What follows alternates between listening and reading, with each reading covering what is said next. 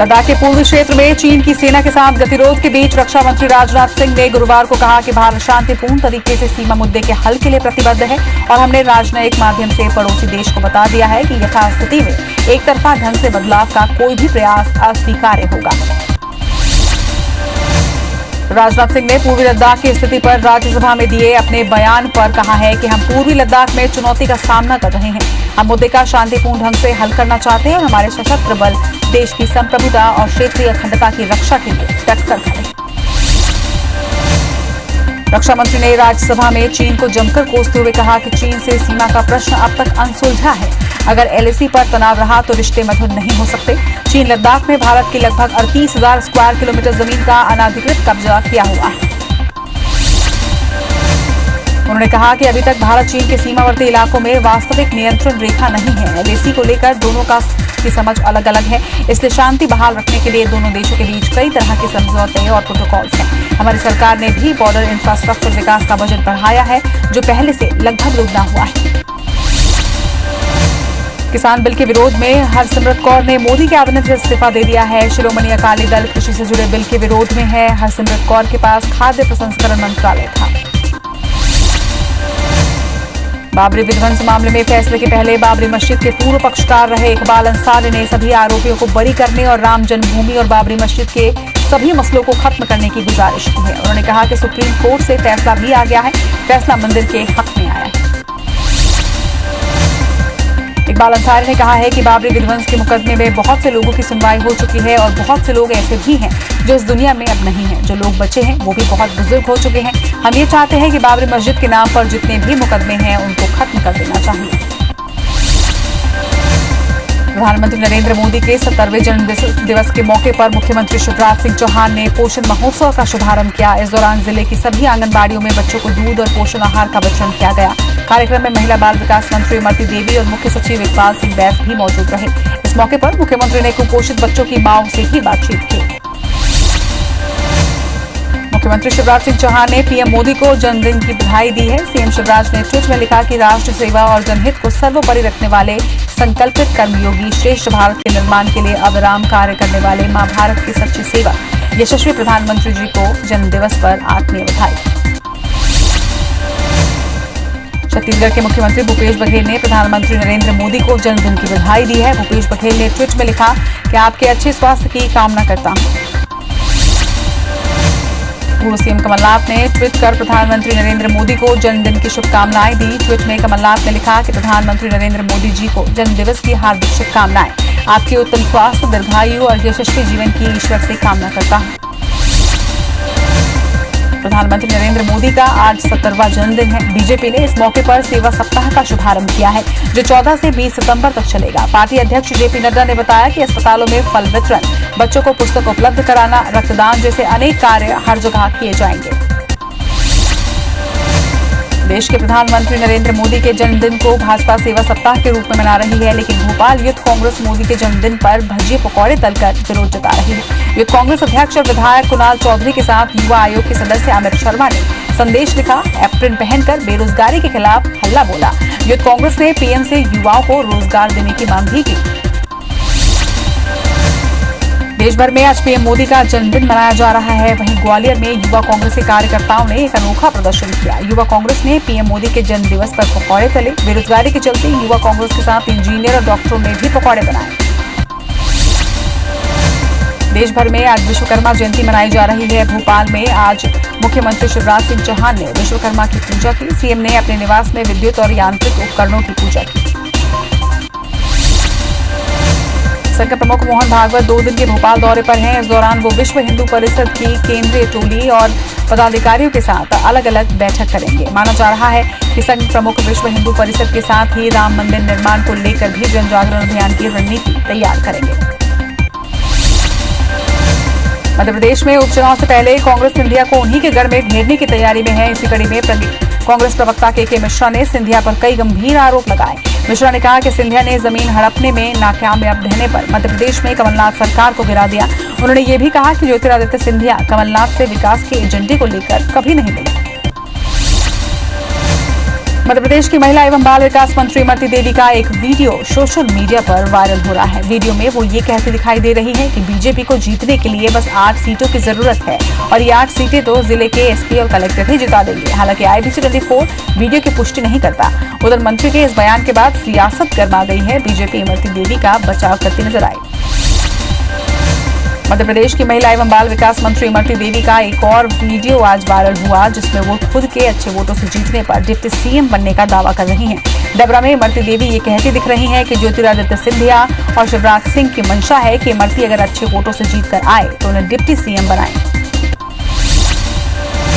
16 से 23 सितंबर तक चलाए जा रहे गरीब कल्याण कार्यक्रम में शामिल होने के लिए गुरुवार को संस्कृति मंत्री उषा ठाकुर खरगोन पहुंची। इस दौरान कार्यक्रम को संबोधित करते हुए मंत्री उषा ठाकुर ने केंद्र और राज्य सरकार की उपलब्धियां गिनाई। वहीं मंत्री खरगोन जनपद के ग्राम जामली भी पहुंची, जहां आंगनबाड़ी में योजनाओं की जानकारी उन्होंने ली। इंदौर में बीजेपी और कांग्रेस ने आगामी नगरीय निकाय चुनाव की तैयारियां शुरू कर दी हैं। भाजपा ने मंडल स्तर पर लोगों की परेशानियां सुनना भी शुरू कर दिया है। इसके लिए बकायदा मंडल अध्यक्षों के कार्यालय बनाए जा रहे हैं, जहां पर वार्ड स्तर की छोटी बड़ी दिक्कतों की सुनवाई होगी।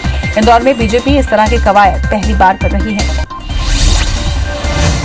नगरीय निकाय चुनाव की तैयारियों के बीच आज भोपाल नगर निगम के वार्डों का नए सिरे से आरक्षण हुआ। कुल 85 वार्डों में से SC, ST और OBC के साथ महिलाओं के लिए वार्ड आरक्षित किए गए हैं।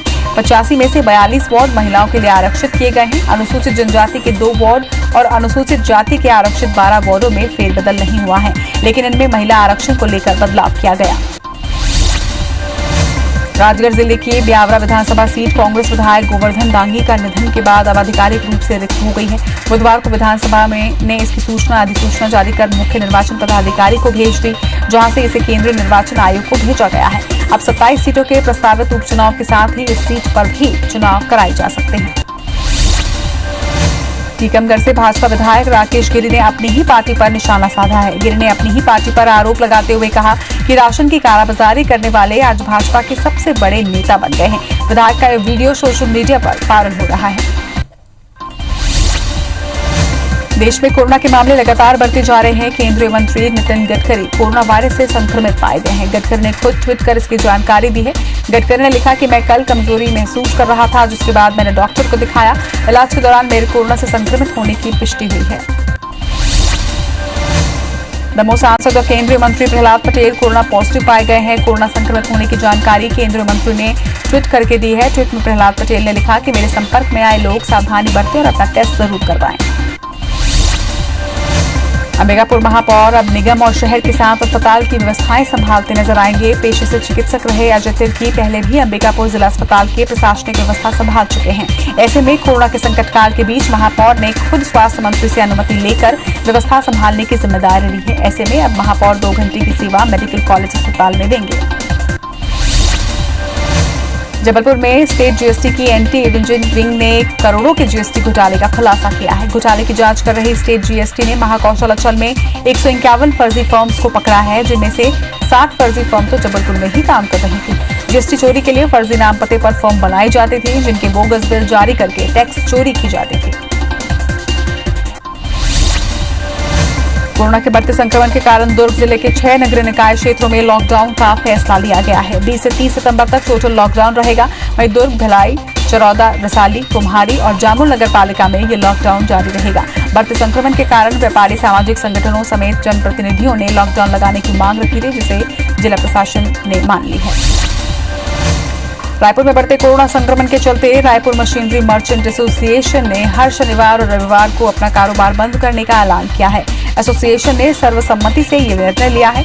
एसोसिएशन से जुड़े करीब 350 सदस्य हर शनिवार और रविवार को अपनी दुकानें 31 अक्टूबर तक टोटल लॉकडाउन रखेंगे। रायपुर के लभांडे स्थित अग्रसेन धाम में भी अब कोविड सेंटर बनाया जा रहा है। आज स्वास्थ्य मंत्री टी.एस. सिंहदेव भाजपा के पूर्व मंत्री बृजमोहन अग्रवाल के साथ यहां जायजा लेने के लिए पहुंचे। अग्रसेन धाम में 150 बेड से लैस 45 कमरे हैं। इस भवन में अग्रवाल समाज द्वारा ऑक्सीजन, भोजन और डॉक्टरों की भी व्यवस्था की जा रही है। छत्तीसगढ़ में कोरोना से मौत का आंकड़ा थमने का नाम नहीं ले रहा है। छत्तीसगढ़ में अभी तक 611 लोगों की मौत हो चुकी है, जिसमें 402 लोग ही गंभीर बीमारी से पीड़ित थे। वहीं 209 लोग ऐसे थे जिन्हें कोई भी बीमारी नहीं थी। कोविड मरीजों के लिए 560 खंडवा के मुंदी थाना क्षेत्र में मां बेटी की जिंदा जलने से मौत हो गई। आग कैसी लगी ये अभी स्पष्ट नहीं हो पाया है, लेकिन घटना के वक्त पति घर पर नहीं था और जेठ जेठानी दूसरे कमरे में थे, इसलिए पुलिस मामले को संदिग्ध मानकर जांच कर रही है। घटना खंडवा जिले के गोड़खेड़ा गांव की बताई जा रही है।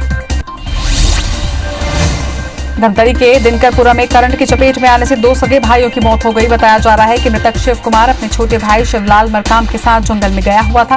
उसी दौरान दोनों भाई टूटे हुए हाई टेंशन तार की चपेट में आ गए, जिससे दोनों की मौके पर ही मौत हो गई। फिलहाल पुलिस ने मामला दर्ज कर जांच में जुट गई है। डिंडौरी के शाहपुरा थाना क्षेत्र के भरौटी पंचायत में एक ही परिवार के 3 नाबालिग लड़कियों के तालाब में डूबने से मौत हो गई। हादसा तालाब में नहाने के दौरान हुआ। एक साथ 3 नाबालिग लड़कियों की मौत के बाद गांव और आसपास के क्षेत्रों में सन्नाटा पसरा हुआ है। लड़कियों की उम्र 11, 16 और 17 साल बताई जा रही है। शिवपुरी के इंदार थाना क्षेत्र के ग्राम बरौदिया में के तालाब में डूबने से 2 भाइयों समेत 3 लोगों की मौत हो गई है। तालाब में डूब रहे मासूम बच्चों को बचाने की वजह से उनकी दादी की भी डूबने से मौत हो गई। मासूम बच्चों को डूबता देख उन्हें बचाने के लिए उनकी दादी ने तालाब में छलांग लगा दी, लेकिन पानी में डूबने से तीनों की ही मौत हो गई। ग्वालियर के नलकेश्वर कुंड पर पिकनिक मनाने गए 6 दोस्तों में से एक युवक हादसे का शिकार हो गया। कुंड में नहाने के दौरान एक युवक की डूबने से मौत हो गई है। मौके पर पहुंची पुलिस और रेस्क्यू टीम ने कई घंटों के बाद उसके शव को पानी से बाहर निकाला। वहीं पुलिस मामले की जांच में जुट गई है। केशकाल के छिंदली ग्राम पंचायत में 2 नाबालिग लड़कियों ने आत्महत्या कर ली। दोनों लड़कियों की आज पेड़ पर लटकती लाश मिली। फिलहाल आत्महत्या के कारणों की पुष्टि नहीं हो पाई है। उधर फरसगांव पुलिस ने मामला दर्ज कर जांच जुट गई। कवर्धा के तरेगांव थाना क्षेत्र के दलदली गांव में आकाशीय बिजली गिरने से 3 महिलाओं की मौके पर ही मौत हो गई। हादसे में एक महिला गंभीर रूप से झुलस गई, जिसे बोरला के सामुदायिक अस्पताल में भर्ती करवाया गया है। बालाघाट पुलिस ने 12 लाख के इनामी नक्सली को गिरफ्तार किया है। समनापुर बांधाटोला के बीच जंगल में पुलिस और नक्सलियों के बीच मुठभेड़ के बाद पुलिस ने प्लाटून 2 के सक्रिय सदस्य ओसा उर्फ बादल को गिरफ्तार कर लिया है। उसके पास से पुलिस ने एक पिस्तौल भी बरामद किया है। सरगुजा जिले के लखनपुर पुलिस ने अंधे कत्ल की गुत्थी सुलझाते हुए एक नाबालिग समेत 6 आरोपियों को गिरफ्तार किया है। पुलिस ने सभी आरोपियों के खिलाफ हत्या का अपराध दर्ज करते हुए जांच शुरू कर दिया है। दरअसल लखनपुर थाना क्षेत्र के जमदरा के जंगल में 8 जुलाई को बोरी से भरी एक लाश मिली थी। राजनांदगांव के मोहला क्षेत्र में 1 सितंबर को हुए युवक की हत्या के आरोप में पुलिस ने एक युवक को गिरफ्तार किया है। मोहला के तेहरा चौक पर युवक की लाश मिली थी, जिसके शरीर पर कुल्हाड़ी से वार करने के निशान मिले थे। पुलिस ने मामले में हत्या का मामला दर्ज कर जांच शुरू कर दी थी। सूरजपुर के करंजी पुलिस ने नशीली दवाओं के साथ एक आरोपी को गिरफ्तार किया है। जब्त दवाओं की कीमत लगभग 2.5 लाख रुपए बताई जा रही है। आरोपी रामानुज नगर थाना क्षेत्र का रहने वाला है। फिलहाल पुलिस ने आरोपी को गिरफ्तार कर NDPS एक्ट के तहत मामला दर्ज कर आगे की कार्रवाई में जुट गई। ग्वालियर में षड्यंत्र पूर्वक लड़कियों को शादी का झांसा देकर उन्हें बेचने वाली महिला को पुलिस ने गिरफ्तार कर लिया है। महिला पर 30,000 का इनाम घोषित था। महिला ने 5 नाबालिग लड़कियों को विवाह के नाम पर बेचने की बात कबूली है।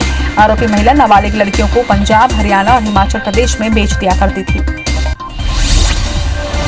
दतिया के भांडेर में PDS का गेहूं, चावल, दाल की कालाबाजारी का बड़ा मामला सामने आया है। सेवा सहकारी समिति धनपिपरी और तिगरा के लिए PDS का गेहूं, दाल, शक्कर और चावल भरकर संस्था में ले जाने के लिए वेयर हाउस से ट्रैक्टर ट्रॉली निकला था, लेकिन विक्रेता सेल्समैन उसे खाद्य दुकान पर न ले जाकर मंडी में लेकर पहुंच गया। फिलहाल पुलिस ने दोनों ट्रैक्टर ट्रॉली जब्त कर लिया है। आगर में जननी एक्सप्रेस सेवा के लिए प्रसूताओं को घंटों इंतजार करना पड़ा। परिजनों ने जननी सेवा पर पैसे लेने का भी आरोप लगाया है। परेशान प्रसूताओं के परिजनों ने NSUI के राष्ट्रीय सचिव अंकुश भटनागर को मामले से अवगत करवाया, जिसके बाद एक ही जगह 2 वाहन उपलब्ध करा दिए जाए। अंबिकापुर कोतवाली में उस वक्त हड़कंप मच गया जब 2 गुटों में हुए मारपीट के आरोपी में पकड़े गए युवकों में से एक कोरोना संक्रमित निकल गया, जिसके बाद कोरोना संक्रमित युवक को इलाज के दौरान मेडिकल कॉलेज के कोविड अस्पताल में दाखिल कराया गया। उधर आरोपी के संपर्क में आए पुलिसकर्मियों को एहतियात के तौर पर होम आइसोलेशन में भेज दिया गया है। कांकेर जिले के नहरपुर ब्लॉक और धमतरी बॉर्डर पर हाथियों ने दस्तक दी है। मुरमतरा गांव के नजदीक 25 हाथियों का दल बुधवार की देर रात पहुंचा। हाथियों ने खेतों में लगी फसलों को नुकसान पहुंचाया है। वहीं हाथियों के दल के पहुंचने के बाद वन विभाग और किसान अब अलर्ट है। वन विभाग की टीम मौके पर पहुंच चुकी है। जबलपुर नगर निगम JCTSL की निगरानी में 50 इलेक्ट्रिक बसें चलाने पर विचार कर रहा है। एक इलेक्ट्रिक बस 75 मिनट की चार्जिंग पर 220 किलोमीटर की दूरी तय करेगी। केंद्र से बस के लिए 45 लाख की सब्सिडी भी मिलेगी। इतना ही नहीं, इलेक्ट्रिक बसों का किराया सामान्य मेट्रो बसों की भांति ही होगा। इलेक्ट्रिक बसों के जरिए हाइड्रोकार्बन को नियंत्रित किया जाएगा। स्कूल शिक्षा विभाग के प्रमुख सचिव डॉक्टर आलोक शुक्ला आज कोरबा जिले के प्रवास पर पहुंचे। इस दौरान उन्होंने इंग्लिश मीडियम स्कूलों की तैयारियों का जायजा लिया। प्रमुख सचिव ने कलेक्टर किरण कौशल से तीनों स्कूलों के लिए आधारभूत संरचनाओं, टीचिंग स्टाफ और अन्य जरूरतों की जानकारी ली। इस दौरान प्रमुख सचिव ने तैयारियों की सराहना भी की। इंदौर के पीसी सेठी अस्पताल में वर्ल्ड पेशेंट सेफ्टी डे मनाया गया। हॉस्पिटल के डॉक्टर ने कोरोना गाइडलाइन का पालन करते हुए हॉस्पिटल में रंगोली और पोस्टर कंपटीशन आयोजित किया, जिसमें हॉस्पिटल के स्टाफ और डॉक्टर ने भाग भी लिया। रंगोली और पोस्टर के माध्यम से ये बताया गया कि किस तरीके से विपरीत परिस्थितियों में डॉक्टर 24 घंटे पेशेंट की सेवा में लगे हुए हैं। रीवा के नईगढ़ी थाना क्षेत्र के छंदई गांव में वर्ष 2015 में गायब हुए युवक की वर्ष 2019 में पाकिस्तान के लाहौर जेल में बंद होने की खबर आई थी, जिसके बाद अब पाकिस्तान सरकार द्वारा युवक को रिहा करने की बात सामने आ रही है। ये खबर सुनते ही स्थानीय लोगों में हर्ष का माहौल है।